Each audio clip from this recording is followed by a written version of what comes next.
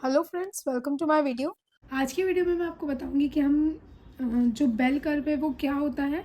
हम जो टेस्ट हैं उनमें ये 0.05 की डीएफ वैल्यू और 0.01 की डीएफ वैल्यू क्यों देखते हैं।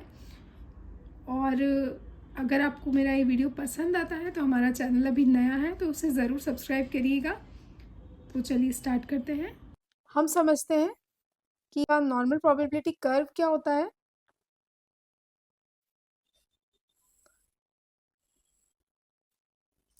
तो नॉर्मल प्रोबेबिलिटी कर्व जो होता है इसमें ये होता है 0.5 और यहाँ हमारा आएगा 0.01।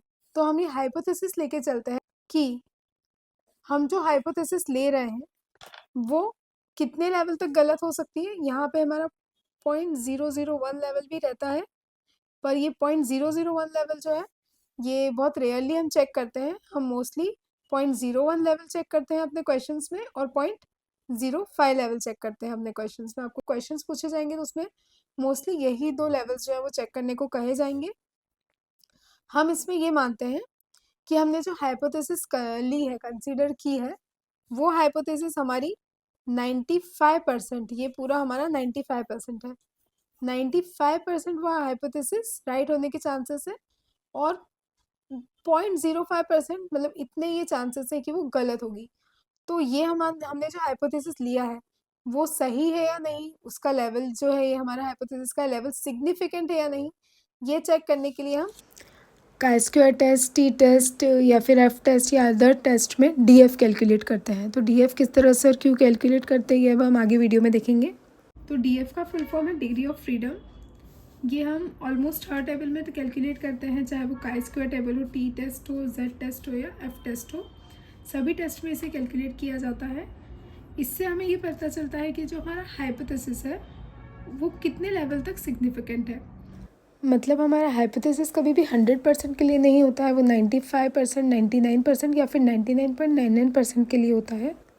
तो हमारे जो हाइपोथेसिस के गलत होने के चांसेस होते हैं, जिसे हम नल हाइपोथेसिस कह के भी मेंशन करते हैं कि अगर हमारा गलत हुआ तो और क्या हो सकता है।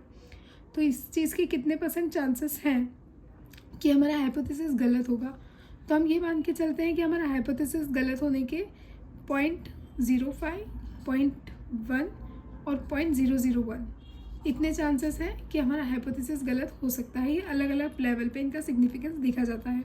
अगर आपको मेरा वीडियो यहाँ तक पसंद आया है तो मेरे चैनल को ज़रूर सब्सक्राइब करें। आपके सब्सक्रिप्शन से हमें सपोर्ट मिलता है और हमें इस तरह के और भी वीडियोज़ आपके लिए लाने का मोटिवेशन भी। 0.05 लेवल पे अगर हम सिग्निफिकेंट बोल रहे हैं कि मतलब, तो इसका मतलब होता है कि हम श्योर हैं कि 95% तो हमारा हाइपोथेसिस राइट ही होगा। ये 0.05 है, मतलब हमारा इतना पूरा, ये कितना हुआ हमारा 95%, जो हमें लगता है कि हमारा हाइपोथेसिस क्या होगा, करेक्ट ही होगा। अगर आपको लगता है कि 99% चांसेस हैं कि आपका हाइपोथेसिस गलत हो ही नहीं सकता है, सिर्फ 0.01% चांसेस है, तो हम इतना पूरा लेते हैं ये कंप्लीट। और अगर आपको लगता है कि 99.99% चांसेस है कि आपका हाइपोथेसिस सही है, तो फिर हम लेवल ऑफ सिग्निफिकेंस 0.001 लेते हैं। अब जब पेपर के लिए ये सॉल्व करते हैं तो मोस्टली आपको क्वेश्चन में दिया होता है कि आपको लेवल ऑफ सिग्निफिकेंस का 0.05 पे निकालना है या 0.1 पर। अगर आपको नहीं दिया है तो आपको इन दोनों पर निकालना है। मोस्टली हमें ये कैलकुलेट करने के लिए नहीं पूछा जाता है, ये दो ही पूछे जाते हैं। तो अगर आपको 0.05 पे निकालने को कहा है या फिर 95% करके दिया है, तो आपको, अगर आप का स्क्वायर कैलकुलेट कर रहे हैं तो आप देखेंगे table U, T square, T test कर रहे हैं अगर आप, तो आप देखेंगे टेबल टी। तो इस तरह से हम टेबल वैल्यू में देखते हैं जिस भी मेथड से हम टेस्टिंग कर रहे होते हैं हाइपोथेसिस की।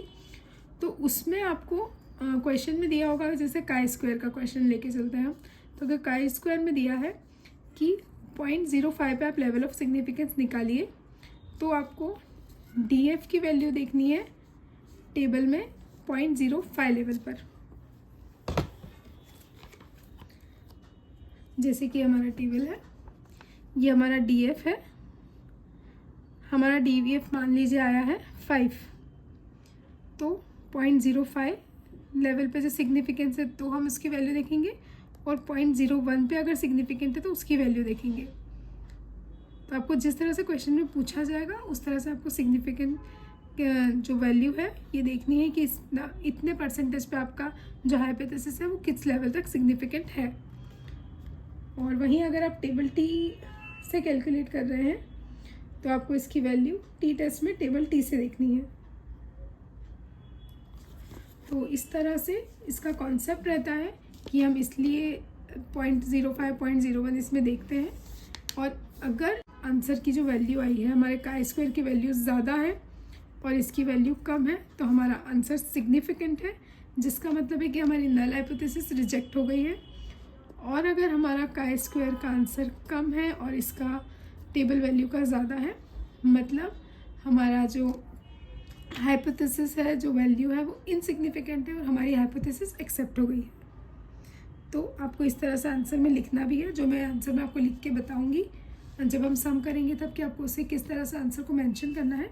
अब तक के लिए आप ये समझ लीजिए। अगर आपको मेरा वीडियो यहाँ तक पसंद आया है तो मेरे चैनल को ज़रूर सब्सक्राइब करें। आपके सब्सक्रिप्शन से हमें सपोर्ट मिलता है और हमें इस तरह के और भी वीडियोज़ आपके लिए लाने का मोटिवेशन भी। Thank you.